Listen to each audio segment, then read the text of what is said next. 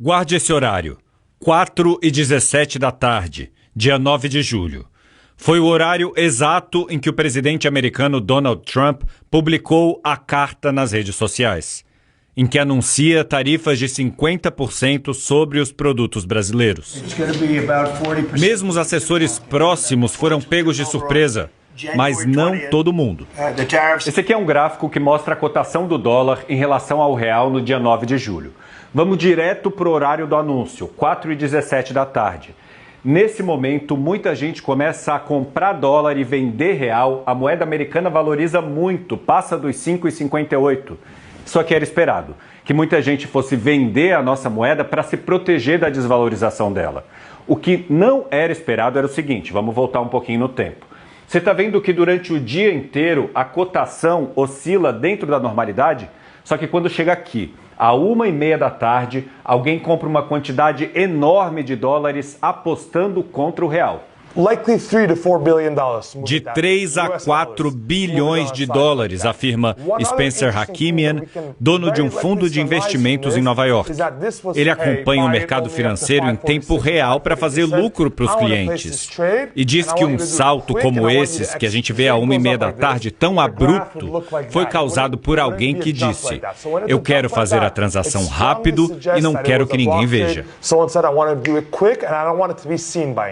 Ou seja, de acordo com Spencer, alguém comprou de 3 a 4 bilhões de dólares à 1h30 da tarde, às 5h46.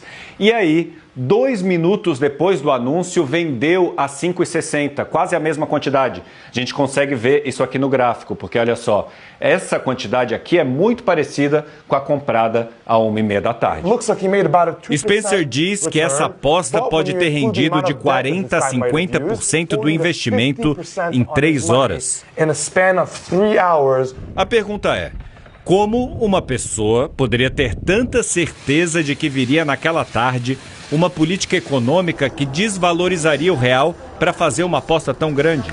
Spencer defende que as tarifas sobre o Brasil não fazem sentido econômico, porque os Estados Unidos vendem mais para a gente do que compram. Ele explica: não é o padrão normal das transações com o real naquele dia. Então pode ter sido qualquer um que sabia desde o começo. E vamos ter que esperar para ver quem realmente foi. O caso do Brasil não é isolado. O mesmo aconteceu quando Trump anunciou tarifas contra a África do Sul. A aposta foi grande na desvalorização da moeda sul-africana minutos antes do anúncio. A mesma coisa pouco antes de Trump anunciar tarifas contra a União Europeia. A mesma coisa antes de ele anunciar tarifas contra o México e o Canadá. No dia 9 de abril, às 9h37 da manhã, Donald Trump postou nas redes sociais: é uma hora excelente para comprar. À 1h18 da tarde, ele anunciou uma pausa de 90 dias sobre todas as tarifas. E a bolsa subiu. Quem comprou lá na hora do post ganhou dinheiro. Trump recebeu bilionários donos de fundos de investimentos na Casa Branca e comentou que por causa desse movimento de mercado, eles ganharam juntos mais de 3 bilhões de dólares. Esse caso acendeu o alerta da oposição no Congresso. Parlamentares democratas afirmaram que pessoas próximas a Trump podiam estar usando informações privilegiadas para benefício próprio no mercado financeiro. Pediram uma investigação, mas com a oposição sendo minoria na Câmara e no Congresso, nenhum inquérito foi para frente. A imprensa americana relatou a preocupação dos deputados e senadores com essas possíveis operações ilegais. O jornal The New York Times levantou a questão: teria Trump manipulado o mercado financeiro? A Casa Branca negou que tenha havido algum tipo de favorecimento. Mas Trump está consciente de que as ações dele têm impacto imediato no mercado. Não dá para saber quem foi a pessoa ou as pessoas que apostaram bilhões na desvalorização do real antes do anúncio oficial. Nem nos casos semelhantes das tarifas a outros países. Porque só os órgãos reguladores e os grandes bancos têm acesso a essa informação. Por isso é difícil provar a origem dessas movimentações. Só que fazer transações financeiras com informação privilegiada é crime. O professor Paul Johnson é diretor do Centro de Análise de Segurança Global da Fordham University. Ele atendeu o Jornal Nacional no intervalo de uma reunião na Bolsa de Valores Nasdaq. Ele afirma que a transação feita no dia do anúncio das tarifas ao Brasil foi de alguém que sabia o que iria acontecer mais tarde. E mais, sabia o que fazer com a informação, como fazer a transação e a hora certa de desfazê-la.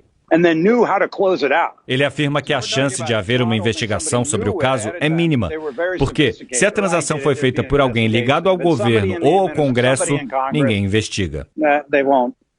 Porque os responsáveis por uma investigação sobre isso seriam o Departamento de Justiça e a Comissão de Valores Mobiliários e Câmbio dos Estados Unidos, ambos ligados ao governo federal, portanto, sob controle de Donald Trump.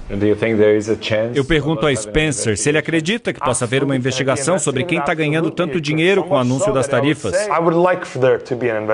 Ele disse que deveria haver uma investigação, mas que duvida que isso aconteça porque Trump demitiria qualquer um que liderasse essa iniciativa. O que ninguém discorda é que a instabilidade pode ser muito boa para poucos eleitos.